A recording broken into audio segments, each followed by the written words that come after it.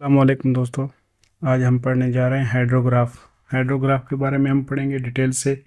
तो ये civil engineering का इंतहाई अहम टॉपिक है जो कि सोर्सेज ऑफ वाटर से रिलेटेड है। देखिए दोस्तों, पढ़ते हैं हाइड्रोग्राफ होता क्या है और किस लिए इसके वो ड्रा करते हैं। देखिए, अगर देखा जाए यहाँ पे हाइड्रोग्राफ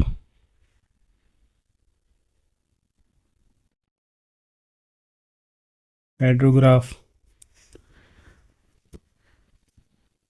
तो हाइड्रोग्राफ को अगर डिफाइन करें, इसका इस तरह कुछ कर सकते हैं: the graphical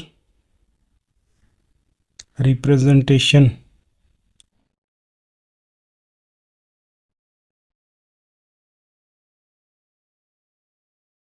of discharge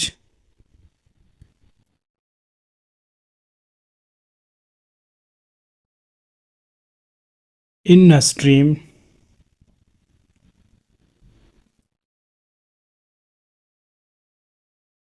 plotted against time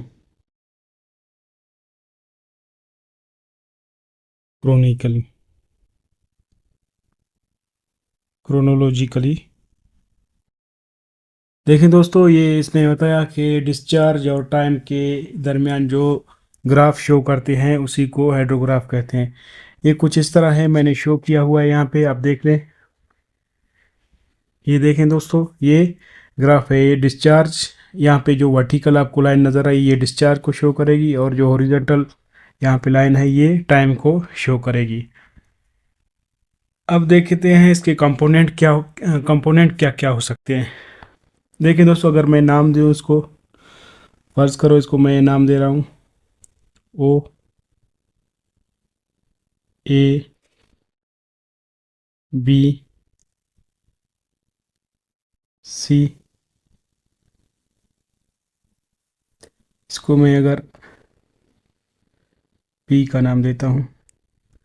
अब देखें दोस्तों, इसके अगर कंपोनेंट के बारे में पढ़ेंगे हम, कंपोनेंट इसके कैसे होते हैं, कंपोनेंट क्या क्या होते हैं।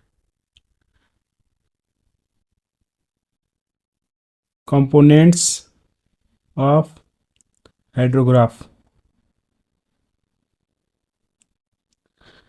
हाइड्रोग्राफ के कंपोनेंट जो पढ़ेंगे, देखें दोस्तों, अब यहाँ पे समझने वाली बात है। ओ ए, अगर ये कंपोनेंट देखा जाए, ओ ए जो हमारे पास होता है,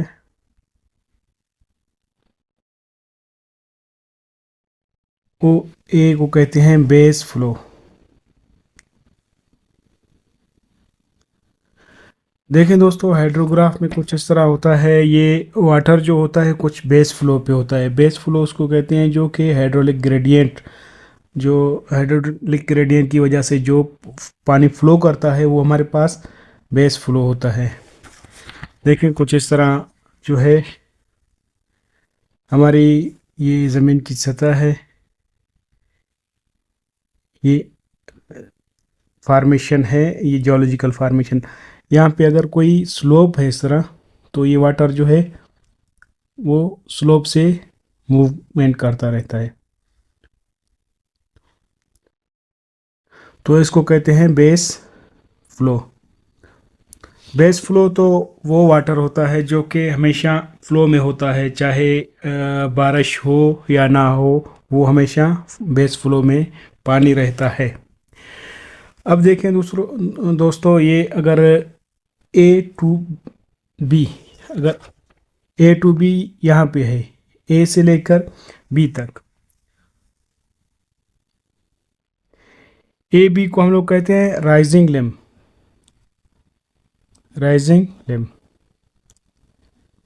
देखें दोस्तों, यहाँ पे जो है बारिश मतलब प्रेसिपिटेशन यहाँ पे स्टार्ट हो गई। तो जैसे जैसे ये बढ़ती जा रही है, जैसे जैसे टाइम बढ़ता जा रहा है इस तरह, तो बारिश भी हमारी इस तरह ए से लेके बी तक बढ़ती जा रही, तो इसको कहते हैं राइजिंग लैम्प। ये फर्ज करो ये एक पॉइंट है यहाँ पे, इसको मैं नाम देता हूँ जे का। तो ये पॉइंट है, इसको जो हमने कहा ये देखें ये पीक पॉइंट है। फ़र्ज़ करो यहाँ पे जो कुछ टाइम के बाद ये जो है बारिश स्टार्ट हुई, उसने अपनी वो अपनी पीक पे पहुंच गई। तो अगर इसको मैं ले ले लूँ, ये पॉइंट जो है क्रेस्ट है।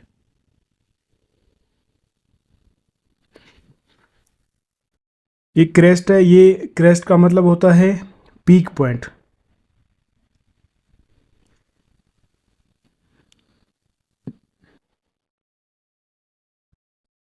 पीक भी होते हैं, ये पीक रेनफॉल होती है, या इसको कहते हैं क्रेस्ट। क्रेस्ट भी हो सकता है ये। अब देखें दोस्तों, यहाँ पे जो शेप आई, ये हमारे पास शेप जो होगी हमेशा कनकेव ही होगी। कनकेव शेप में ग्राफ जो बनेगा, ये शेप होगी उसकी कनकेव शेप। अब देखें सी, ये जो बी से लेके बी और सी जो पॉइंट हमारे पास होता है,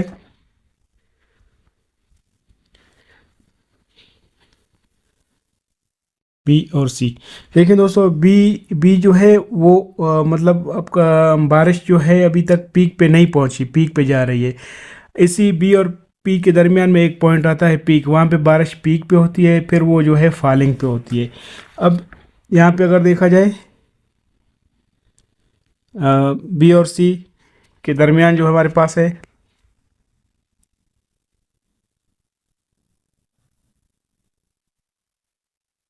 बिटवीन पीक पॉइंट, बी और सी के बिटवीन जो है पीक पॉइंट हमारा आता है, जिसको क्रेस्ट कहते हैं, या बारिश जो है पूरे अपने पीक पे होती है इसी टाइम में। अब देखें दोस्तों, यहाँ पे जो ये जो पॉइंट है सी पे, अब देखें ये हमारा ग्राफ नीचे की तरफ आ रहा है, डाउनवर्ड डिप्रेशन, डिप्रेशन की। तो इसका मतलब है बारिश जो है हमारी अब उसका जो है फॉलिंग लैंप, इसको कहते हैं फॉलिंग लैंप, इसको राइजिंग लैंप।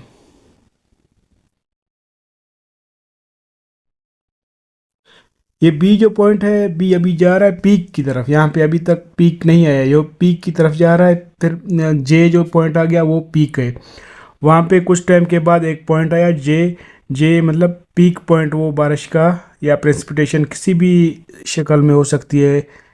तो वो पॉइंट हमारे पास जे आया, लेकिन जे के बाद जो है हमारा ग्राफ जो है नीचे की तरफ आने लगा, इसका मतलब है फॉलिंग लैंप। अभी बारिश जो है मतलब उसकी शिद्दत में जो है कमी आ गई है। तो अगर इन दोनों पॉइंट को मिला के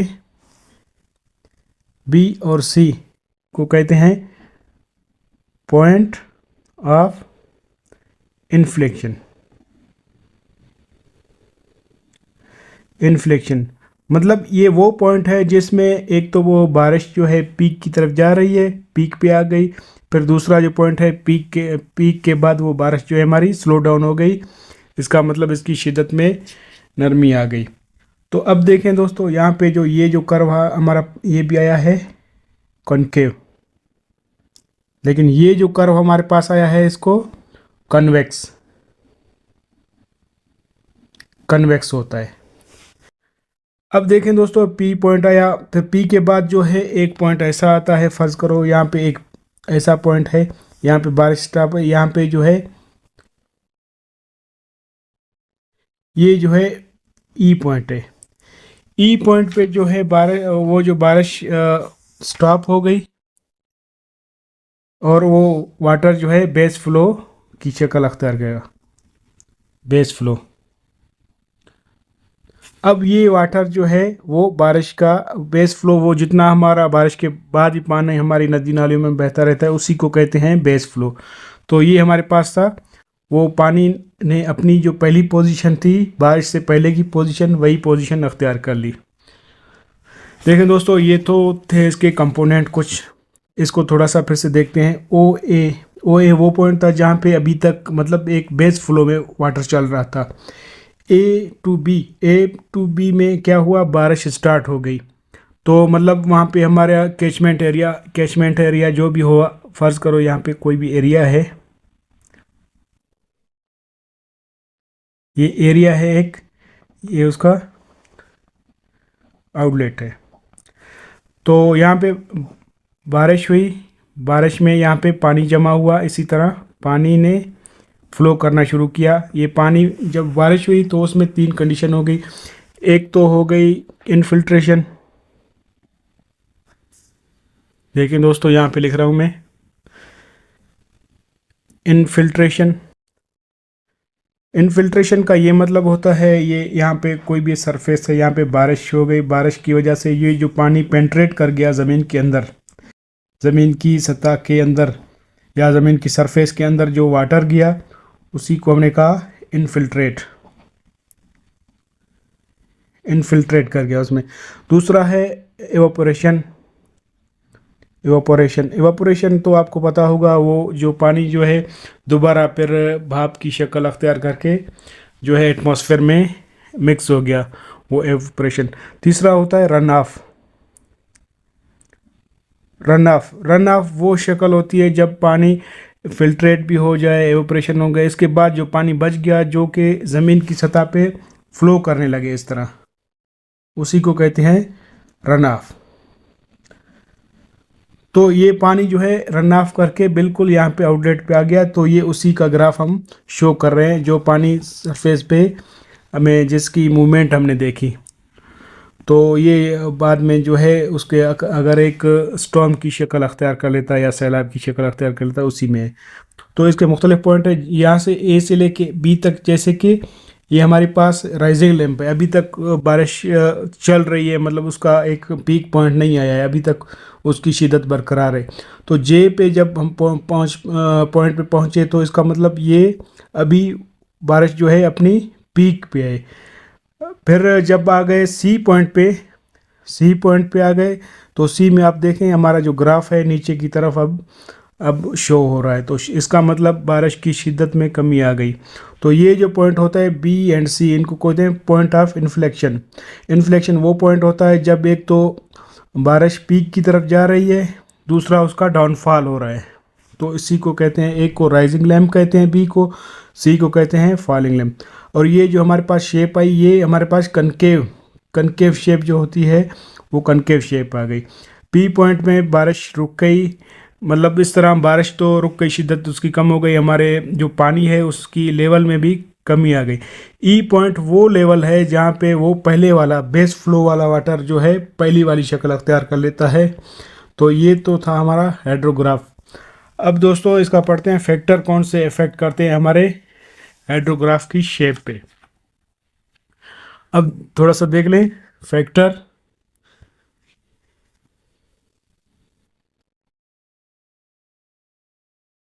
factors effect, factor affecting on shape of hydrograph.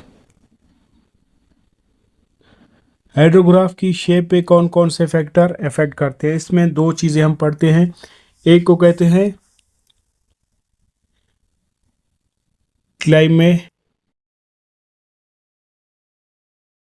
Climate factor,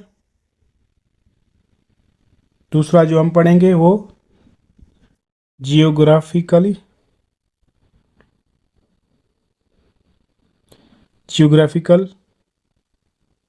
factors. अब देखें दोस्तों, क्लाइमेट में जब हम पढ़ते हैं, क्लाइमेट में कौन कौन से फैक्टर आ जाते हैं। क्लाइमेट में एक तो आ जाता है इंटेंसिटी ऑफ रेनफॉल। अब देखें दोस्तों, इंटेंसिटी ऑफ रेनफॉल, इंटेंसिटी अब जितनी, जैसा कि आपको पता है इंटेंसिटी अगर उसकी हाई, यहाँ पे एक ग्राफ है, अगर उसकी यहाँ पे देखिए अगर हाई इंटेंसिटी अगर हुई तो कुछ हमारा ग्राफ इस तरह स्टीपर बनेगा, इसी तरह।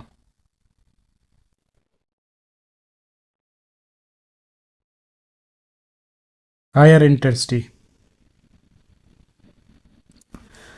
अगर उसकी इंटेंसिटी लोअर है तो कुछ ग्राफ जो है हमारा हाइड्रोग्राफ का कुछ इस तरह बनेगा।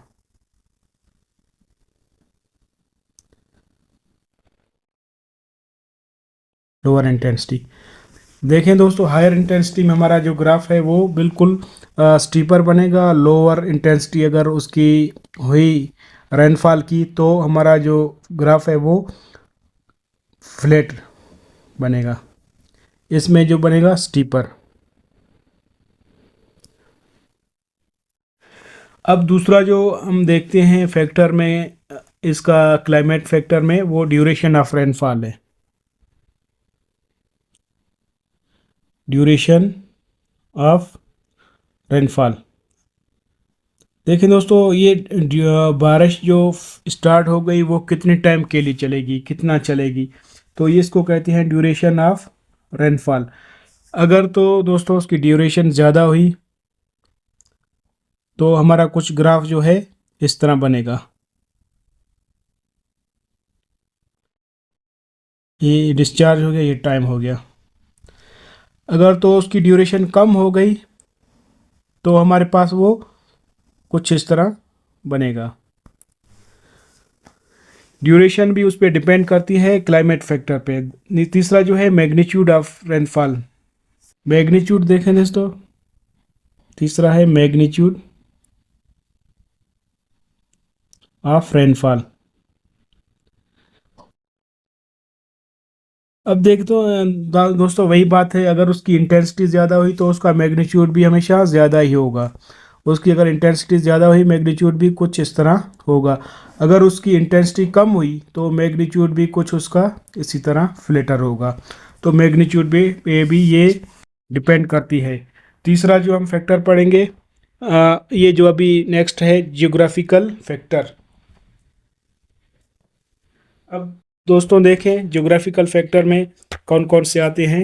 ज्योग्राफिकल फैक्टर्स,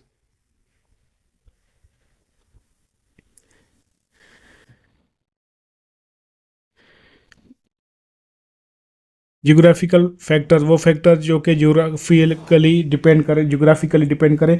नंबर एक जो है उसकी शेप ऑफ कैचमेंट। देखिए दोस्तों, शेप ऑफ कैचमेंट जो बहुत ही डिपेंड है, बहुत ही अहमियत रखती है हाइड्रोग्राफ में।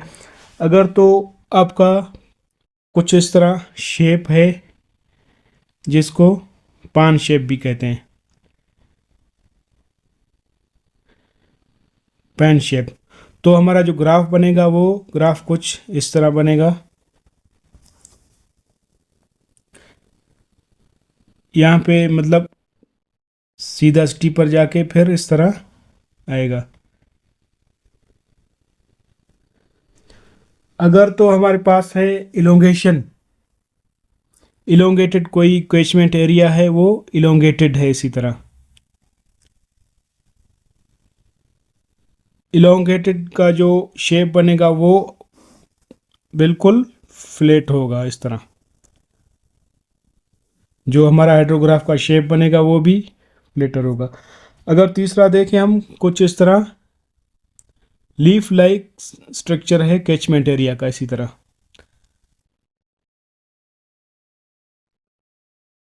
आउटलेट हो गया ये इसका आउटलेट। तो उसका देखें दोस्तों, उसका भी स्लोली ग्राफ इस तरह बढ़ता जाएगा और इसी तरह फिर डाउनफॉल होगा इसका। लीफ लाइक स्ट्रक्चर हो अगर हमारा कैचमेंट एरिया का, ये हो गया फ्लैट, इलोंगेशन, इलोंगेटेड। अब देखें दोस्तों, दूसरा जो पॉइंट हमारे पास आता है वो size of the catchment area है। Size of the catchment area.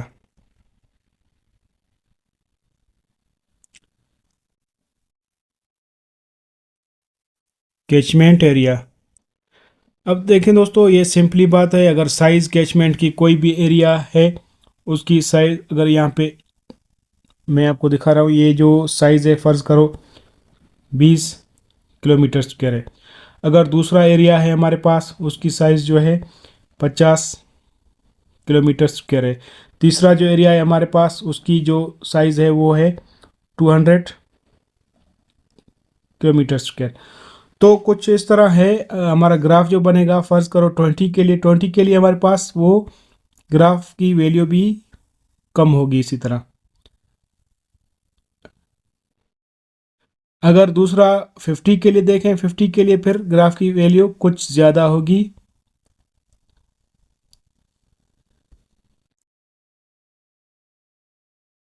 Fifty kilometre को देखें, कुछ उसकी वैल्यू ज़्यादा होगी। अगर इसी तरह 200 का देखें तो उसकी वैल्यू बहुत ज़्यादा होगी, 200 किलोमीटर स्क्वायर। तो ये डिपेंड करता है, जितना एरिया ज़्यादा होगा उस ग्राफ की वैल्यू भी हमारे पास ज़्यादा होगी।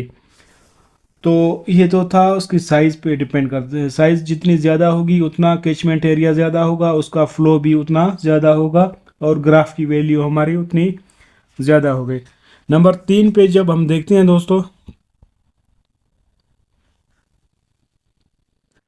लैंड यूज़, इसमें आ जाता है वेजिटेबल और क्लियर। अब देखें दोस्तों, सिंपली बात है, अगर कोई कैचमेंट एरिया है हमारे पास, ये कोई कैचमेंट एरिया है, यहाँ पे जो है दरख्त ज़्यादा है